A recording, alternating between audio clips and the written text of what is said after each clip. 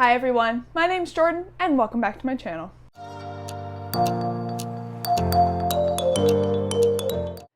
Today I wanted to do a video of my top 10 unfinished series. So back when I first started my channel, I did a video that was my favorite finished series. And that list has changed completely since I've recorded that, so I'm going to be doing a new one come the new year, probably around the same time I did that one, and I'll just make it a yearly thing that I update.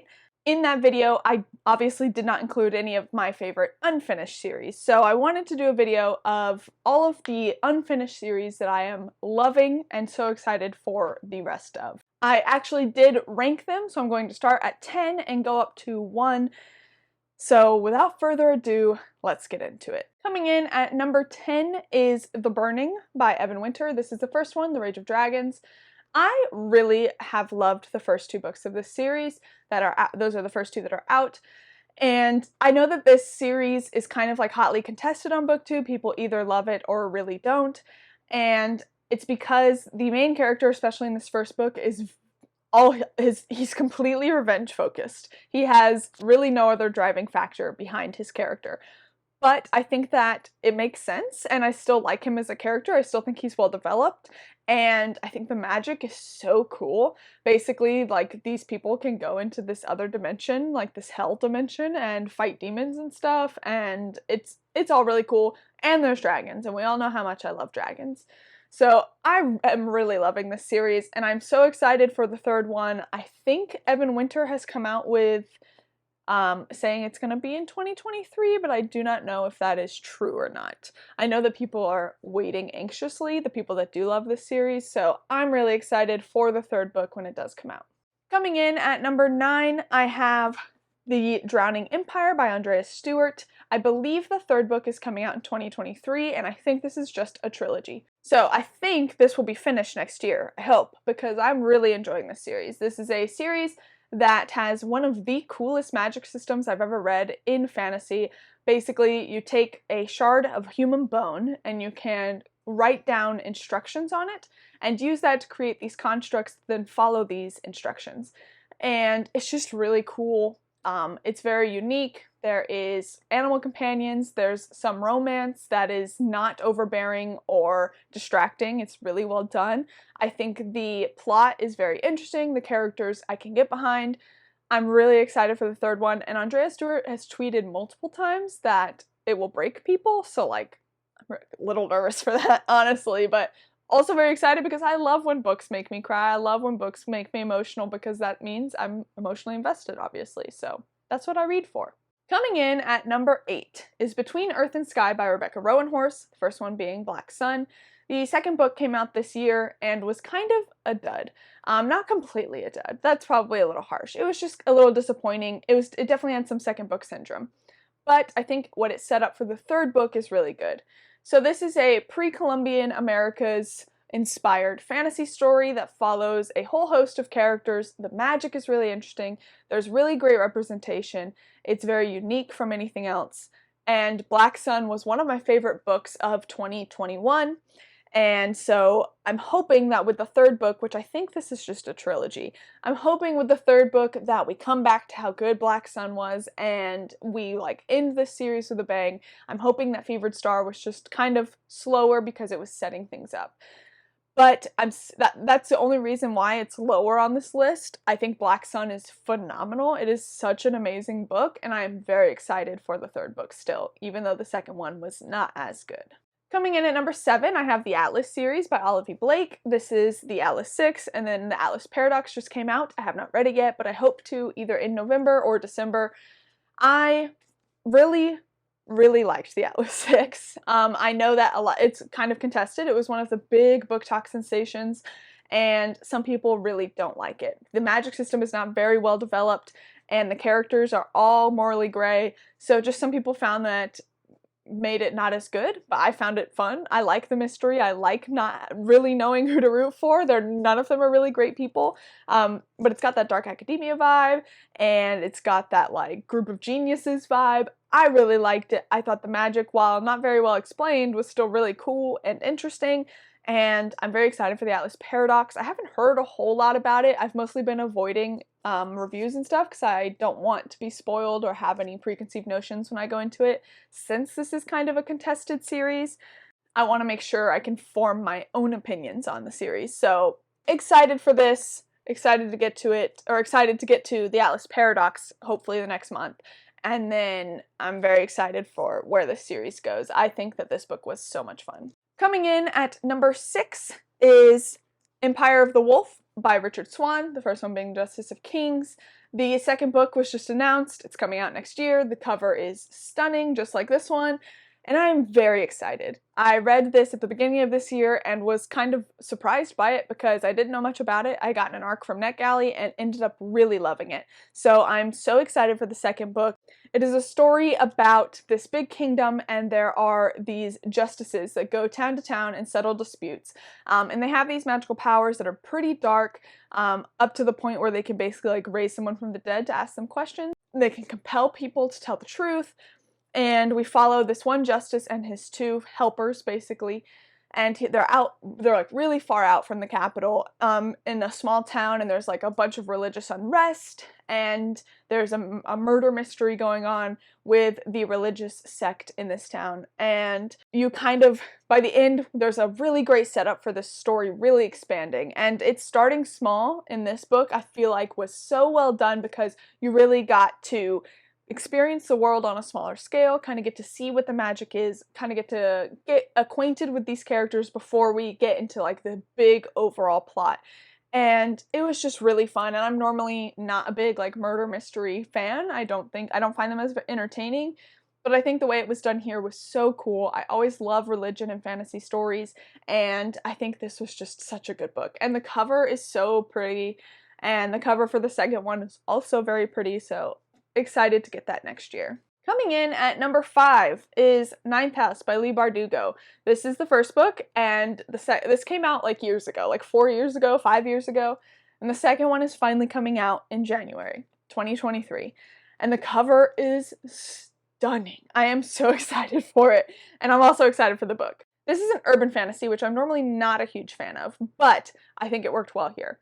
This is about secret societies, like magical secret societies at Yale University. And we follow this woman who has a very dark past, who is part of one of these secret societies, and there's something going on within all of these societies. I'm probably going to need to reread this before January, honestly, because again, I read this right when it came out, and that was years ago. So I'm very excited for the second one, Hellbent. I really think this story is very strong. I know Leigh Bardugo is mostly known for her YA books, but this is her adult fantasy series, so if you haven't read it because you assumed it was YA, this is not YA. It's very dark, very dark. It has a lot of dark themes, so I recommend you give it a shot. It's very interesting. Coming in at number 4, I have the Sun Eater series by Christopher Ruocchio. I recently just finished Ashes of Man, which is the 5th book that comes out in December. I have an arc of it. And the series is just so good, and I believe there's only 1 book left, and I do not know when that will come out, but I am hoping towards the end of next year if he can pull that off. But I am so excited. This series is becoming quickly a favorite. Obviously, it's on this list. This is a series about a man named Hadrian Marlowe who starts out the story by telling you that he destroys a sun, killing an entire alien species as well as billions of humans, and this is him telling you his story of how he got there. And it's just beautiful. It's beautifully written. The characters are amazing. You feel so invested. The world is interesting. It's dark. It just keeps getting darker and darker too. Kingdoms of Death was like, I mean, it's called Kingdoms of Death. It was so dark, and I love dark and gritty stories. So I'm very excited for the 7th book to come out. I will be doing a dedicated review of Ashes of Man shortly after it officially releases in December, so look forward to that if you are interested in this series. But I'm very excited for this series as a whole. I'm excited for how it's going to end. I'm also incredibly nervous, so here we are. Coming in at 3rd, I have the Gentleman Bastard series by Scott Lynch. This is the first one, The Lies of Locke Lamora. This is one of the famously unfinished series where the last book came out like 10 years ago or something. So Scott Lynch has come out and said that he is ready to continue. He had a lot of mental health issues that were holding him back from continuing this series, but he is ready. So I think he said he's going to release like 3 or 4 novellas that are going to kind of be getting back into the world, and then the 4th book will be released. And I'm okay with that because I love this world and I love these characters, and I will eat up whatever he has in this series. This is a series about a bunch of orphans that are brought in by this church of thieves, essentially, and they are taught how to be master con artists and thieves. They are taught to be very smart. They do basically like white-collar crime, and it's kind of like fantasy light. You don't really get a whole lot of the fantasy elements until the 2nd book, but it is so good, and each book has a completely different setting, and it has one of the best friendships in fantasy I've ever read. I think the 2nd book is my favorite of the 3, but this first one also holds a really strong place in my heart. I had some problems with the 3rd book, but overall still found it really enjoyable. So I'm excited for these novellas that are going to come out, and I'm excited for whenever the 4th book comes out. I am going to be patient because at least Scott Lynch has given updates saying I'm having mental health problems, so that's why I haven't released a book. So at least we know what's going on, and I'm very excited to continue this series. Coming in at number 2, this one might be a bit of a surprise for people because I bet this is on most people's number 1 list. Well, unless some people probably have A Song of Ice and Fire as their number 1, but we all know that that series is kind of wishy-washy for me. Coming in at number 2 is the Stormlight Archive. This is the 2nd book because I have a friend borrowing the 1st, but this series is phenomenal. This series is the huge Cosmere series that Brandon Sanderson is writing. There is going to be 10 total books that are basically broken up 5 and 5, where 5 are in like one timeline essentially, and then there's going to be like a big time jump, and then there will be 5 more books. So these novels are huge. Rhythm of War came out the beginning of last year, and I think Stormlight 5 is coming out in 2024. But that's not like Brandon Sanderson's not writing other books, because I'm going to get those 4 secret novels next year. I can be patient because there's still other Cosmere content coming out. But it's kind of hard to go into like a synopsis of the Stormlight Archive, but it's just like this big overarching story that is about these people that are at constant war with this other species of beings. And it's a very war-centric story, but the magic, Brandon Sanderson is the master of like a hard magic system. The magic is so cool. The characters, each book kind of has like one character that's really dove deep on their character arc, while still having a multi-POV storytelling. But each character feels so well developed, and their character arcs are so well plotted that I'm just so excited for the 5th book. Rhythm of War was phenomenal. Words of Radiance, I think, has like a 4.8 rating on Goodreads. Like, this series is just very, very good. I will say Brandon Sanderson's prose is not the strongest, but because he's so good at everything else, you can kind of look past it. And coming in at number 1 as my favorite unfinished series, this is probably no surprise to anybody, is the Locked Tomb series by Tamsin Muir. This is Gideon the Ninth, Harrow the Ninth, Nona the Ninth. There is one more book left in this series that has not come out yet, and that is Alecto the Ninth. I just recently posted a video of why you should read the Locked Tomb series, and I will link that above, so check that out for my obviously very detailed, loving thoughts about this series. This series is just so phenomenal, and it is quickly become my entire personality. I love these characters, I love this plot, I love these settings, I love how intricate and confusing and beautiful this series is, so that is really no surprise that it is coming in at my number 1 spot. I just love the Locked Tomb, guys. Please go read Gideon the Ninth. Please, please, please. Anyway, go check out that video if you want more detailed thoughts, but that is my number 1 unfinished series. So excited and very nervous for Alecto the Ninth. And that is my top 10 unfinished series.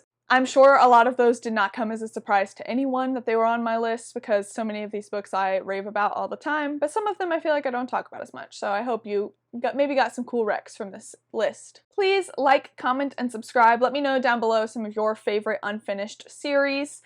I know that the famously unfinished series like Name of the Wind and A Song of Ice and Fire are on many people's lists. They're not on mine. I don't like Name of the Wind, and A Song of Ice and Fire I like enough, but it's not a favorite. That's why they're not on this list. But I did have Gentleman Bastard. That's one of the famously unfinished, so I got one of them. One of them was a win for me.